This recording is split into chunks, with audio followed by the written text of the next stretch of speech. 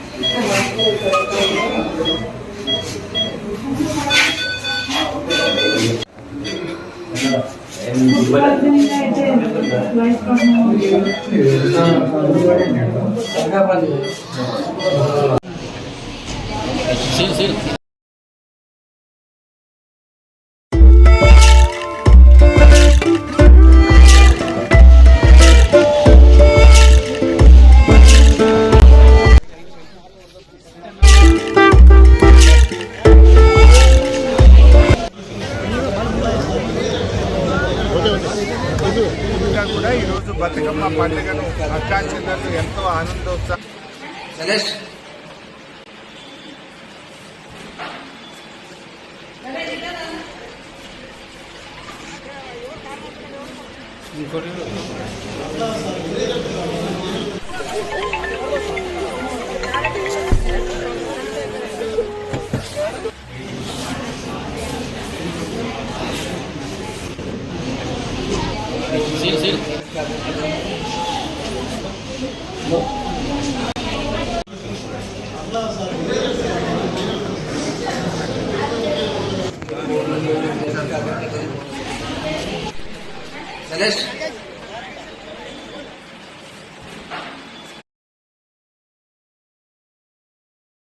BRS working president మాజీ మంత్రి